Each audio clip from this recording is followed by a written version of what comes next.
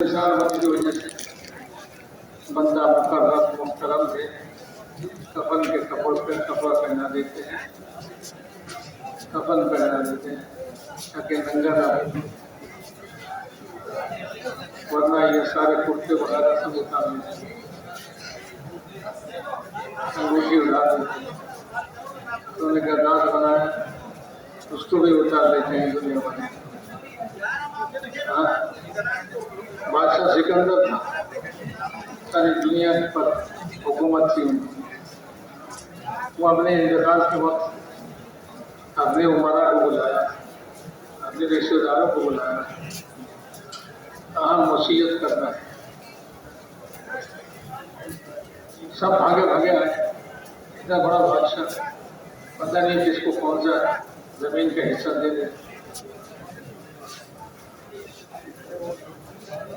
सब भागे आए, सब जमा हो गए और सबके दिल में ये उम्मीद थी इतना बड़ा बादशाह किसको जमीन का कोई हिस्सा दे देगा, कोई बादशाह दे देगी, कुछ पैसे दे देंगे। जब सब जमा हो गए तो उन्होंने वसीयत ये की कि भाई मेरे मरने के बाद जब मेरा जनाजा तैयार हो जाए और कब्रिस्तान की तरफ ले चलो तो मेरे कफन से मेरे दोनों हाथ बाहर निकाल देगा। ये वसीयत है, अजीब वसीयत। किसी को मुल्क नहीं दे रहा, किसी को मान नहीं दे रहा, कुछ भी नहीं दे रहा। तो लोगों ने पूछा इस वसीयत की क्या माना है, क्या मतलब है? आपके हाथ निकाल देंगे, क्या होगा इसमें? तो उन्होंने कहा ये असल में इसलिए है कि मैं सारी दुनिया पर हुकूमत करता था, अब दुनिया से रुखसत हो रहा हूँ, दोनों हाथ बाहर निकाल देना ताकि लोग देखें कि इस दुनिया से कोई चीज मेरे हाथ में नहीं है, मैं खाली हाथ जा रहा हूं। तो आदमी कब्र में जाते जाते दुनिया वालों को सबक देते हैं, वे ऐसे ही जी कोई अजीज अकारीब, कोई दोस्त अहबाब, कोई बहुत ज्यादा प्यार करने वाले, मोहब्बत करने वाले, वो भी साथ नहीं जाते। घर वालों में दो हिस्से बन जाते हैं। कुछ लोग घर से ही कहते हैं भाई रुखसत है, अलविदा, हम कब्रिस्तान तक नहीं जाते, और कुछ लोग जो है कंधों पे उठा के कब्रिस्तान तक ले जाते हैं, और वो भी उनके साथ कब्र में नहीं उतरते, बल्कि उनको कब्र में रखकर मिट्टी से दबा देते हैं और खुद जल्दी से भाग कर आते हैं ताकि विरासत की मांग, उसकी तकसीम हो और उसमें उसको भी हिस्सा मिलेगा। कुछ देर ठहरते भी नहीं, जल्दी जल्दी वापस आ जाते। ये हाल है दुनिया की जिंदगी। यहाँ से सबको ही जाना है और आखिरत में जाना है, और ये आखिरत हमेशा हमेशा कभी खत्म होने वाली नहीं। आखिरत में लोग दो हिस्से हो जाएंगे, कुछ लोग जहन्नम में जाएंगे, कुछ लोग जन्नत में जाएंगे। जो जहन्नम में जाएंगे वो हमेशा के लिए जहन्नम में रहेंगे। तकलीफ है, आज़ाब है, परेशानी है, और रोज बरोज तकलीफ बढ़ती जाएगी, आज़ाब बढ़ता जाएगा।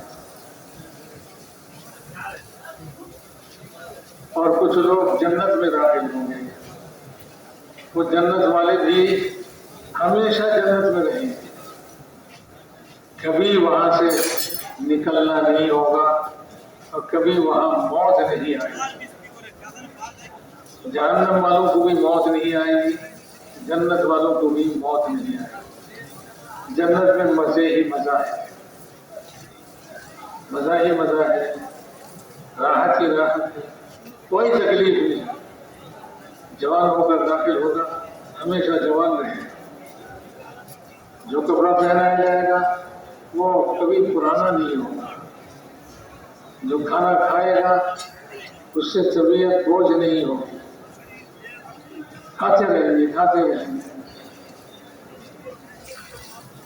40 साल तक दस्तरखान पे बैठे खाते रहेंगे और एक खाने में 70 किस्म का मजा आता है।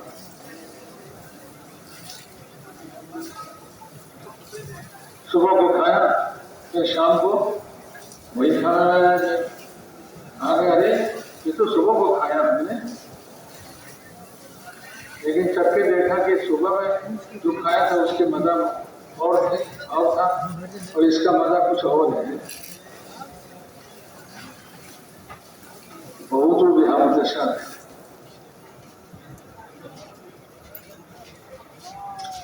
तो मेरे मोहतरम दोस्तों बुजुर्गों, ये हमारी जिंदगी है। दुनिया में ठहरना नहीं, आखिरत में जाना है। अब ये दुनिया की जिंदगी जो है अल्लाह ताला बतलाते हैं,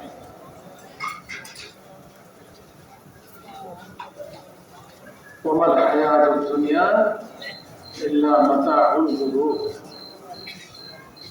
ये दुनिया की जिंदगी जो है धोखे का सामान है, सारा धोखा ही धोखा है। ये आराम और ऐश करने के लिए पैसे जमा किए थे, वो सब छोड़ के चले जा रहे हैं। अब पैसे के धोखे में थे कि मेरा काम आएगा, लेकिन अभी वक्त आ गया कोई पैसा काम नहीं आ रहा, कोई हुनर काम नहीं आ रहा, कोई चीज। और ये दुनिया की हर चीज धोखा दे रही है। दुनिया की हर चीज धोखा दे रही है। मेरे अंदर नफा है, मुझे ले लो, मैं तुम्हें नफा पहुंचाऊंगा। कोई चीज अपने अंदर नुकसान दिखला रहा है, लोग समझ रहे हैं कि ये तो नुकसान की चीज है, ये नफा की चीज है। हालांकि दुनिया की किसी चीज में नफा नुकसान का कोई ताकत नहीं है। न कोई चीज नफा दे सकती है और न कोई चीज नुकसान पहुंचा सकती है। हाँ, लेकिन ये धोखा दे रही है, जमीन धोखा दे रही है, मुझे ले लो, मैं तुम्हें गल्ला दूंगी, मैं तुम्हें तरह तरह के फल खिलाऊंगी, मुझे ले लो। तो कुछ लोग जो है धोखे में आ गए, वो जमीन लेने के लिए लड़ने लगे, एक दूसरे के सर फोड़ रहे हैं और कह रहे हैं कि ये जमीन मेरी है, वो कहता है मेरी ये जमीन मेरी है। तो ये जमीन धोखा दे रही है, अपने अंदर से गल्ला दिखा रही है, अपने अंदर से फल फूल सब कुछ दिखा रही है। हालांकि जमीन में कोई ताकत नहीं है कुछ करने। अब आपकी जमीन में हर साल इतना गल्ला होता है, आप जमीन खोद के देखिए इसके अंदर क्या है, कितना गल्ला मिलेगा? कुछ मिलेगा भाई? कुछ नहीं। एक आदमी था, उसकी एक मुर्गी थी, रोजाना सोने का एक अंडा देती, रोजाना सोने के एक अंडा। तो कुछ दिनों के बाद उसने सोचा कि रोजाना एक एक अंडा बहुत थोड़ा है, इसके अंदर तो बहुत सारे अंडे हैं, तो इसको दबा करके सारे अंडा इकट्ठे ही ले लें। क्या भाई, उसने उसको दबा किया और फिर देखा कि उसमें अंडा उंडा कुछ भी नहीं, कुछ भी नहीं है। तो रोजाना एक एक अंडा मिल जाता, वो भी बात हो गई। ऐसे ही है, मुर्गी अंडा नहीं देती, अंडा देने वाले कोई और है। ये मुर्गी अंडा देकर हमें धोखा दे देगी, जमीन हमें गल्ला देकर धोखा दे देगी। हम इसी पर लड़ रहे हैं। हवा भी लगेगी, दरख्त बड़ा फलदार है, तो दरख्त को लेकर जो है लड़ रहे हैं, ये दरख्त फल देते हैं, हालांकि दरख्त में कुछ नहीं है। आप दरख्त के जड़ उखाड़ लीजिए, उसके नीचे कोई फल नहीं मिलेगा। हालांकि हर साल जो है अपने मौसम में हजारों की तादाद में फल देते हैं, हालांकि ये फल दरख्त के नीचे नहीं है, वो कहीं और जाते हैं। वापिस हमारे रिश्तों को अल्लाह ताला अपने कलाम में धोखा खोलते हैं। जो कुछ भी तुमको रिज़्क़ मिल रहा है, जमीन से मिल रहा है या दरख्त से मिल रहा है या कहीं से भी मिल रहा है, ये यहाँ नहीं है, ये तो आसमान से है। वापिस हमारे रिज़्क़ को, तुम्हारा रिज़्क़ जो है वो आसमान में है।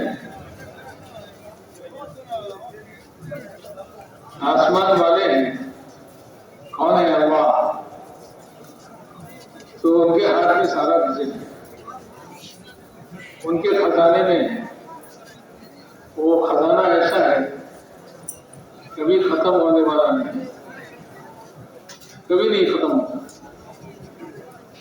देते रहे, दुनिया के शुरू से गल्ला दे रहे हैं, अब भी दे रहे हैं, और दुनिया के खत्म होने तक देते ही नहीं, कभी कम नहीं होगा। ये दुनिया हमें धोखा दे रही है।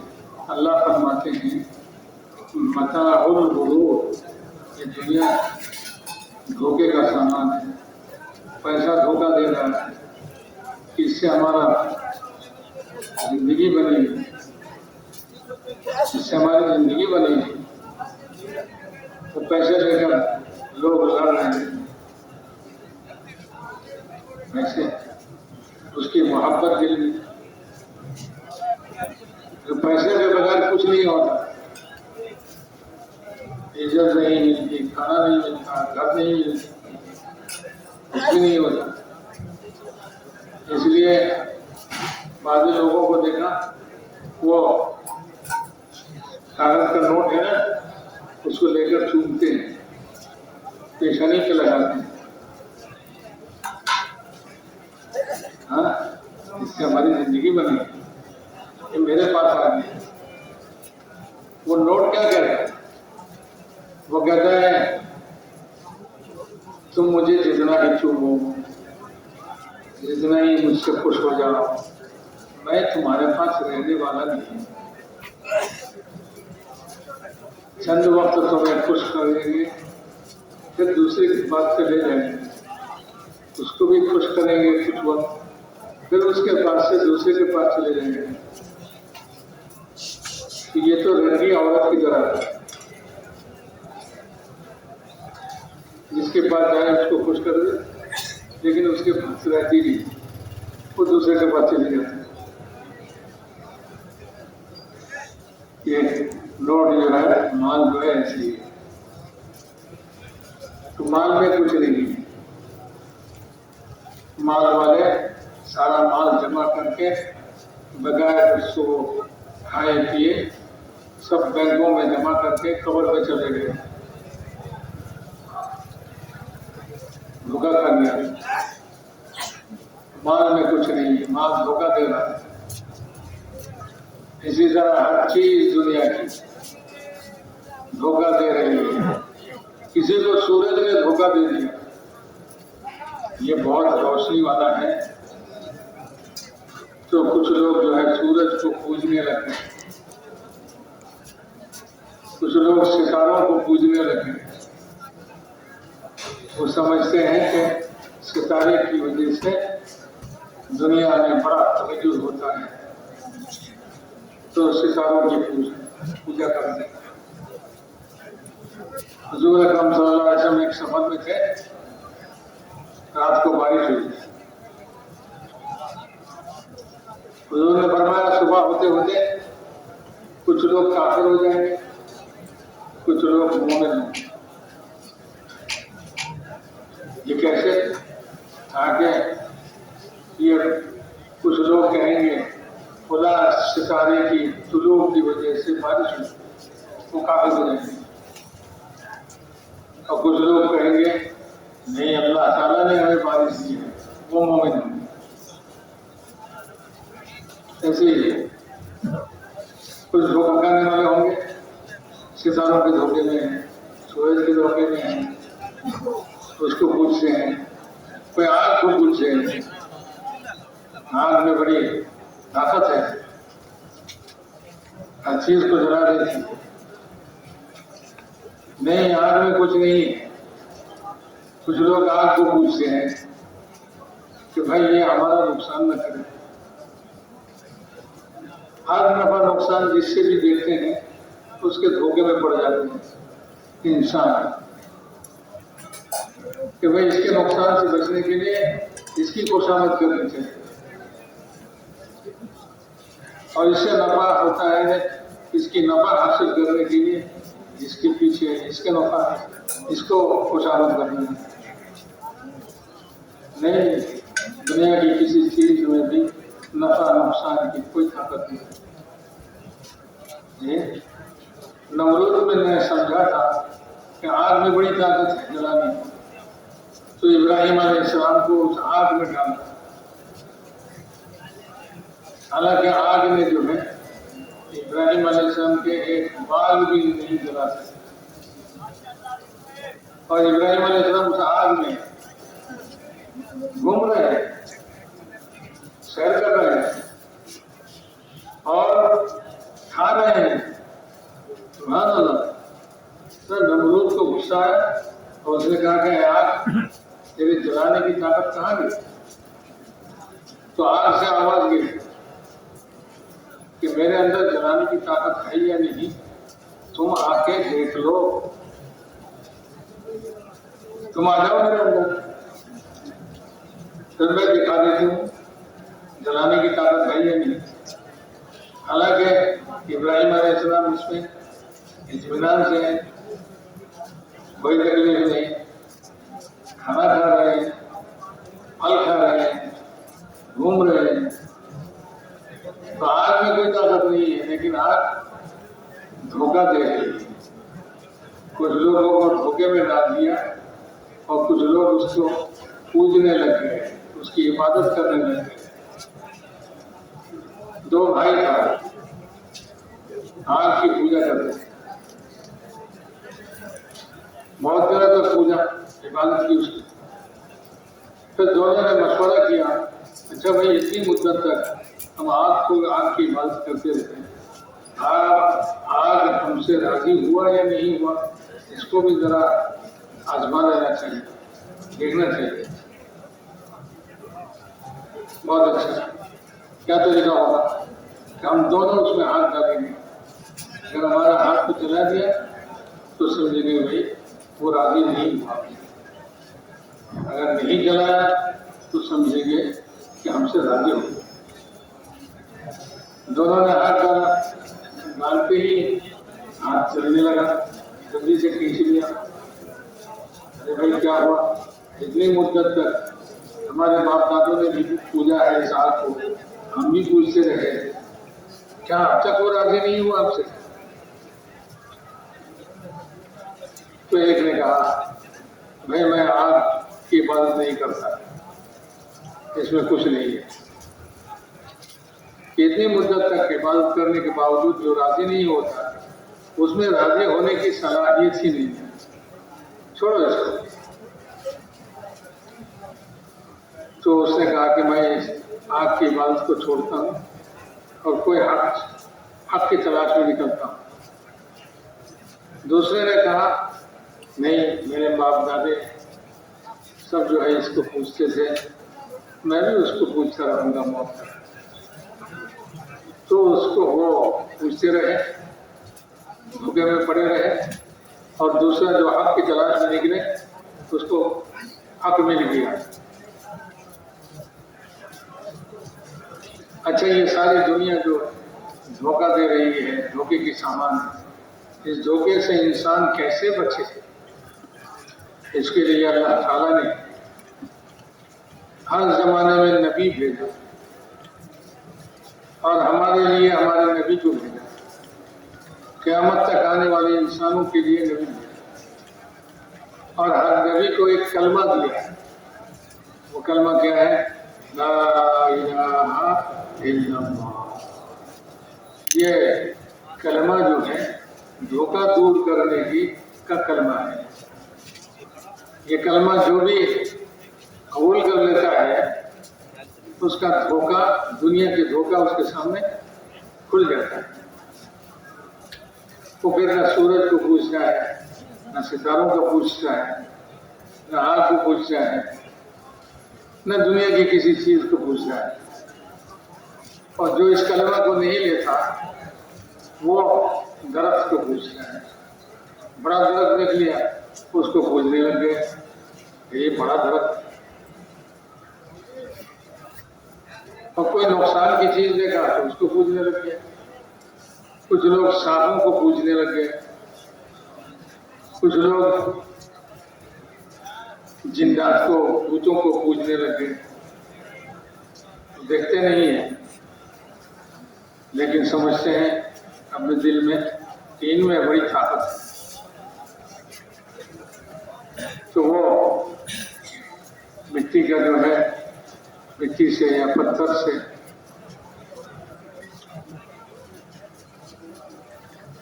बनाते हैं, उनके नक्शे बनाते हैं पूजने के लिए, उनको सामने रखकर पूछते हैं।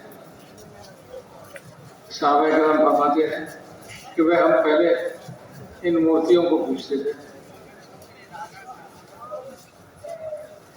हम कैसे बेअक्ल थे कि अपने हाथ से बनाते और अपने हाथ से बनाकर उसको उसके सामने सच रखते थे। हम कैसे बेअक्ल थे, हम कैसे धोखे में थे। कहते हैं कि अगर सफर में किसी के पास वो मूर्ति ना हो तो क्या करते हैं, एक पत्थर लेते हैं खूबसूरत देखे, उसको पूछते हैं, और फिर आगे चलकर कोई और खूबसूरत पत्थर मिल गया तो उसको फेंक देते हैं, उसको दूसरे को ले लेते हैं, उसको पूजने लग जाते हैं। हर खूबसूरत चीज को पूछते हैं, हर खूबसूरत चीज को पूछते हैं। तो भाई मेरे मोहतरम दोस्तों, इन धोखे से बचने के लिए, दुनिया के धोखे से बचने के लिए अल्लाह ताला ने अपना करम फरमाया, अपना रहम फरमाया बंदों पर कि नबी भेजा और एक कलमा दिया। नबी ने क्या कहा? या अय्युहन्नास क़ूलू ला इलाहा इल्लल्लाह तुफ़्लिहू। तुम एक ला इलाहा इल्लल्लाह को कबूल कर लो तो तुम कामयाब हो जाओगे। इस कलमे से कामयाब हो जाओगे। ये कामयाबी का कलमा है। ये क्या है? कामयाबी। ला इलाहा इल्लल्लाह क्या माना है? किसी से कुछ नहीं होना, जो कुछ होता है वो सब अल्लाह से होता है। जो होता है अल्लाह से, बस। आग से कुछ नहीं होता, पैसे से कुछ नहीं होता, मुल्क से कुछ नहीं होता, फौज से कुछ नहीं होता। हथियारों से कुछ नहीं होता, सब कुछ अल्लाह से होता है। अल्लाह जो चाहते हैं वो करते हैं। फ़अआलुल लिमा युरीद, जो चाहते हैं। हथियारों और फौज की वजह से कोई कौम ऊपर नहीं आती। अल्लाह जिसको ऊपर करना चाहते हैं वो ऊपर आ जाते हैं, और अल्लाह जिसको नीचे करना चाहते हैं वो नीचे हो जाते हैं। तो जाहिलियत के ज़माने में क्या हुआ, रोम और फारिस की लड़ाई हुई। बड़ी ममलकत है रोम की ममलकत, और फारिस वाले बड़े मुल्क के मालिक, दोनों की फौज में लड़ाई हुई। और रोम हार गए और फारिस जीत गए। तो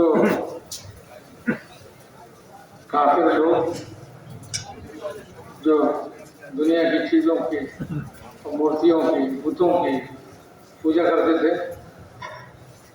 वो बहुत खुश हुए कि फारिस वाले आग की पूजा करते हैं, आग को पूजते हैं। वो हमारी तरह है, हम बुतों को पूजते हैं, वो आग को पूजते हैं। तो काफिर लोग जो है बहुत खुश हो गए। देखो जी, हमारी तरह जो फारिस हैं वो जीत गए। इस पर रोम वालों पर, रोम वाले अहले किताब हैं, यानी वो अपने नबी के पैरों हैं, उनके पास आसमानी किताब।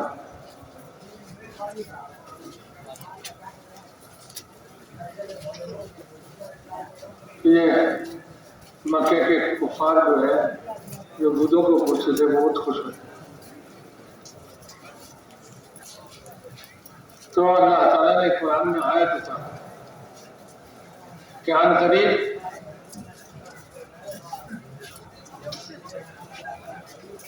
कुछ सालों में रोम फारिस पर गालिब आ जाएंगे।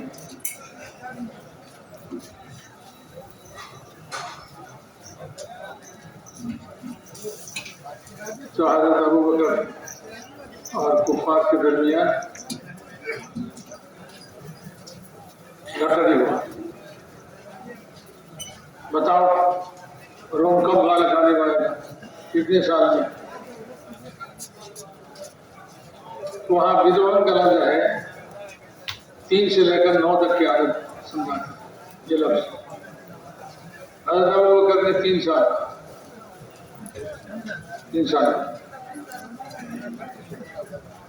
जब हुजूर के पास गए, हुजूर ने फरमाया 3 क्यों कहा, 9 कहते।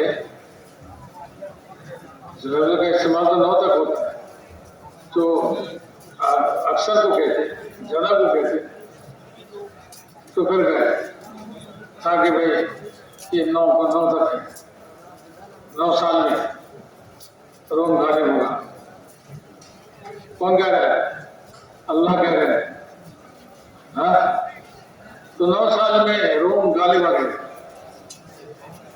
और बात ये तय हुई थी कि भाई जो जीतेगा उसको 100 ऊँट दिया जाएगा, 100 ऊँट मिलेगा। तो हज़रत अबू बकर को उन्होंने 100 ऊँट दिया। हुजूर ने फरमाया छोड़ दो, ये ऊँट जो है इस्तेमाल के काबिल नहीं, इसलिए कि ये तो हराम तरीके से मिले। खैर, ये कौन गालिब होगा, कौन मगलूब होगा, कौन हारेगा, कौन जीतेगा, ये भी अल्लाह ही के हाथ में है, फौज में नहीं है। कि जिसकी फौज ज्यादा हो, जिसके हथियार ज्यादा हो, जिसके पास एटम बम हो, वो जीत जाएगा। नहीं, अल्लाह जिसको गालिब करेंगे वो गालिब होगा, अल्लाह जिसको मगलूब कर देंगे वो मगलूब होगा। अल्लाह ताला फरमाते हैं कम मिन फियतिन कलीलतिन गलबत फियतन कसीरतन बिइज़्निल्लाह वल्लाहु मअस साबिरीन। कितने थोड़े फौज ज्यादा फौज पर गालिब आ जाते हैं अल्लाह ताला के हुक्म से। ये हथियार से नहीं, फौजों से नहीं, किससे भाई? अल्लाह के हुक्म से। अल्लाह हुक्म देते हैं कि ये गालिब आ जाए, वो अक्सरियत वाले मगलूब हो जाए, बस ऐसे ही होगा। सब कुछ करने वाले जात, करने वाली जात कौन है? अल्लाह। ये कलमा इसी को समझाते कि भाई ला इलाहा इल्लल्लाह, कोई चीज कुछ नहीं करती, किसी से कुछ नहीं होता। जो कुछ होता है सब किससे होता है? अल्लाह से होता है।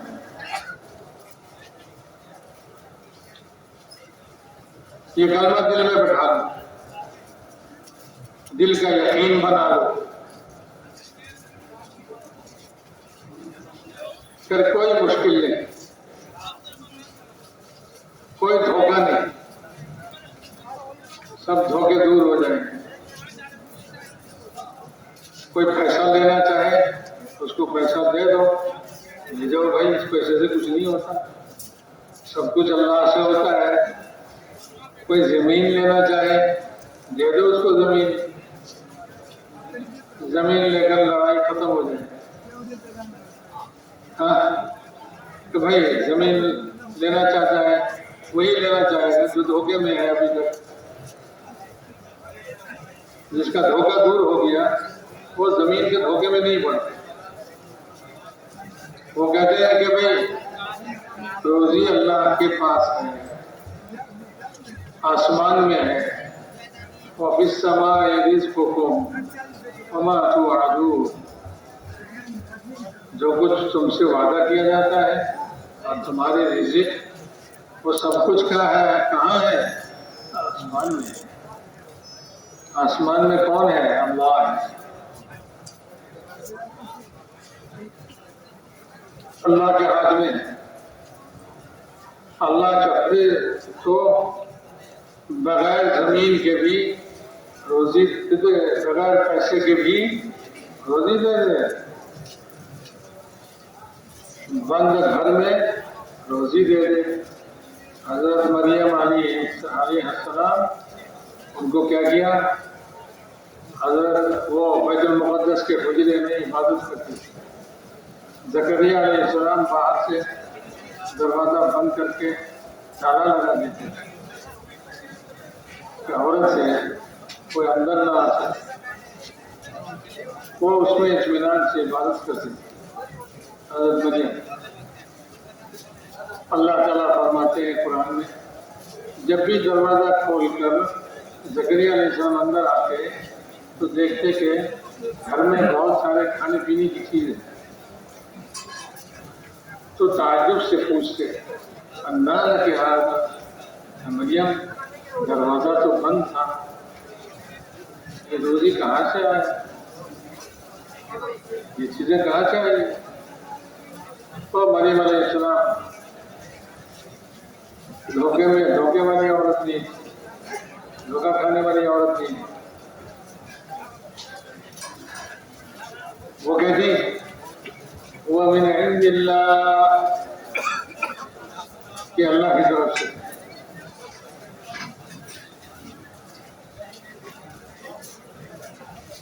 इन्नल्लाह यर्ज़ुक़ु मन यशाअ बिग़ैरि हिसाब, अल्लाह जिसको चाहे बेहिसाब रोजी दे दे।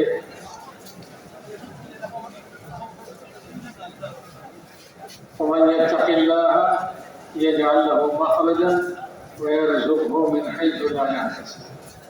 वो तो मरियम अलैहिस्सलाम के लिए था, अब इस उम्मत के लिए कहा कि तक़वा इख्तियार कर लो, मैं तुम्हें हर तंगी से निकाल दूंगा। चारों तरफ दरवाजा बंद है, मैं तुम्हें इससे निकाल दूंगा और तुमको ऐसी जगह से रोजी दूंगा जहाँ से तुम्हारा वहां गुमान भी न है, ऐसी जगह से तुम्हें रोजी देंगे। लेकिन इसके लिए जरूरी है कि तक़वा हासिल करो। तक़वा क्या चीज है? वही कलिमतुत तक़वा, ये तक़वा वाली कलिमा है, तुम्हारा कलिमा है। ये कलिमा जो ले लेगा वो तक़वा वाला बन जाएगा। कलिमतुत तक़वा, ये तक़वा का कलिमा है। और जो इस कलिमा को अपने अंदर ले लेगा वो तक़वा वाला बन जाएगा, तक़वा वाला बन जाएगा। इस तरह कि जो यकीन करता है सब कुछ अल्लाह के हाथ में है, किसी के हाथ में कुछ नहीं है। जिसके हाथ में पिस्तौल है उसकी गोली का हाथ किसको लगेगी? वो भी अल्लाह के हाथ में है।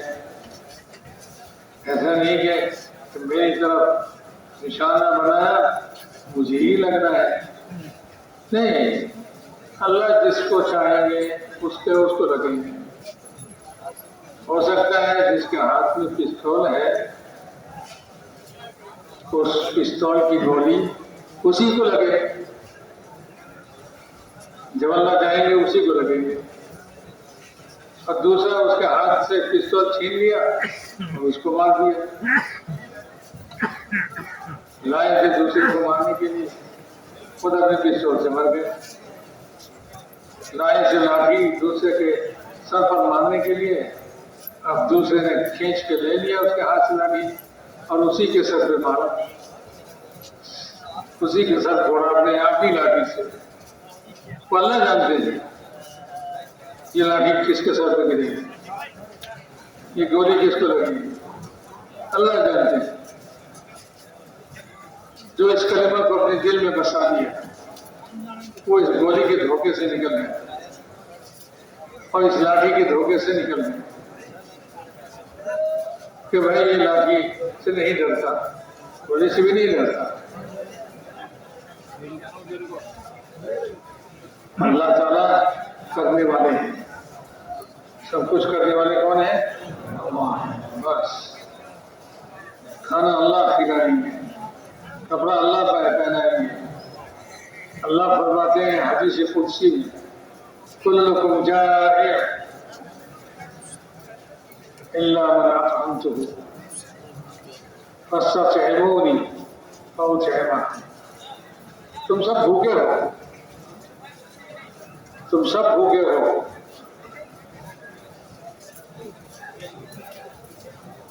मगर ये कि जिसको मैं खिलाऊं। अल्लाह जिसको खिलाए उसके सवा सब, उसके अलावा सब भूखे। हाँ, खाना लेकर बैठा था, अपना खाना अपने बर्तन बैठे, अभी खाने वाला था, इतने में घर के बाहर गोली चली, आवाज आई। क्या हुआ भाई? रुक गए हम। कहा ये नकेद आ गया, लूटने वाला आ गया, गोली मारेंगे, जान से मार देंगे। तो खाना छोड़ के भाग गया, तैयार खाना छोड़ के भाग गया। अब वो लोग अंदर दाखिल हुए और देखा कह रहे ये सब खाना तैयार है, खुद उन्होंने खा लिया। अपने पास खाना है, नहीं खा सकते, अल्लाह अगर न खिलाए, अल्लाह अगर न खिलाए नहीं खा सकते, ऐसा है। दूसरा खा लेगा तुम्हारा खाना, और देना दाने पर खाने वाले का नाम लिखा हुआ है।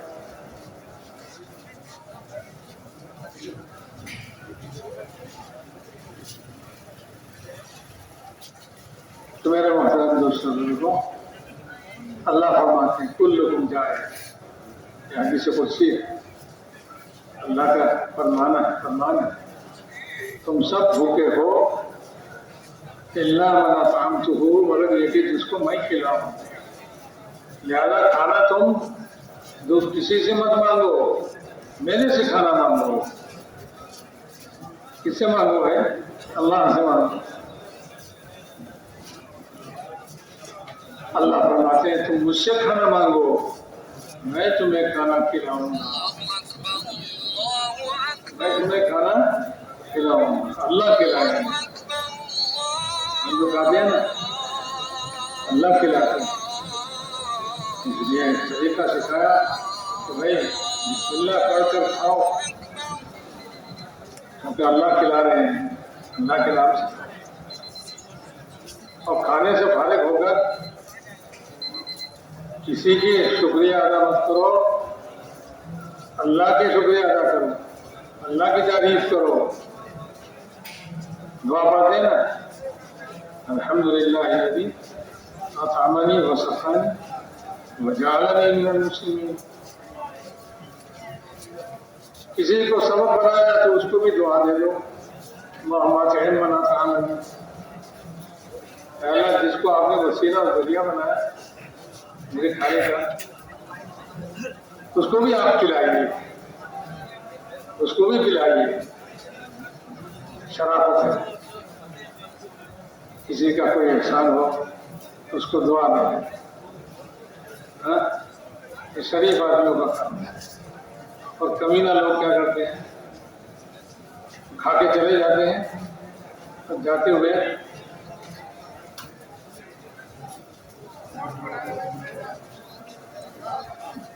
बदनाम करते हुए खाने में नमक नहीं कम था, खाना मजा नहीं हुआ, क्या कहते रहे।